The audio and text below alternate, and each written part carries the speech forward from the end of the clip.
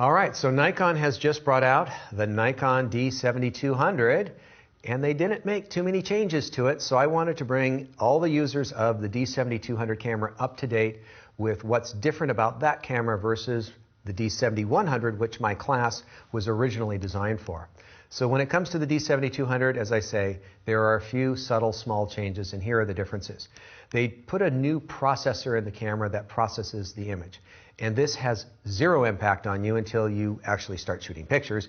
And what does this mean in the real world? Well, it means that the buffer, how many pictures you can shoot immediately to the camera, has gone up quite a bit. They've increased it by about 3 times the size. This was one of the very few complaints about the D7100, because while it could shoot reasonably quick, the buffer filled up and you weren't able to shoot very many pictures.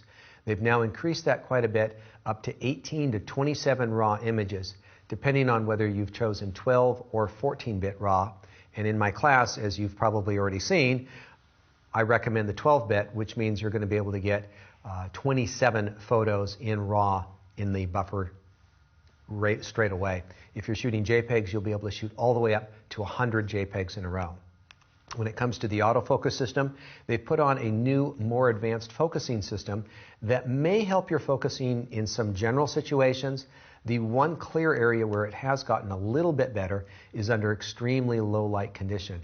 It now works down to -3 EV, which is a very low light situation. And so it's going to be a little bit better under low light. Other than that, the differences will be very subtle in the focusing. Looking around the camera, as far as the other things that are going on, the top ISO has been relabeled and changed a little bit. The 7100 went from ISO 100 to 6400, but you had the high options of 12,000 and 25,000. So you had a range between 100 and 25,000, and they basically just relabeled that on the 70 to 200, so it does the exact same thing, and it should be about the same quality. What is different is on the 7200 is they've added 2 more settings on top of that, 51,000 and 100,000, but these are black and white only modes.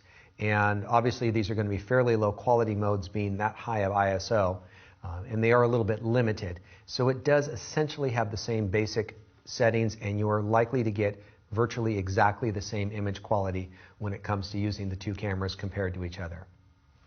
One substantial new feature is that they have added Wi-Fi onto the camera. This is the ability for you to communicate between your camera and a smart device, perhaps your smartphone perhaps. The steps that you'll need to do is first go to a Nikon Wi-Fi app, and you need to download this from your local app store.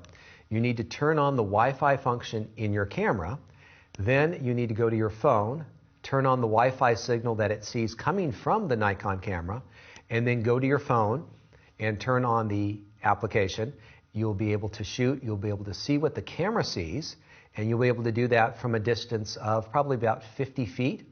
You can view the images on your camera from your phone, and you can download images to your phone so that you can upload them to social sites or email them to anybody from your phone. And so it's a very handy little device and very cool. It's not the most sophisticated Wi-Fi system out there, but that does mean it's actually pretty easy to use, which is nice to know.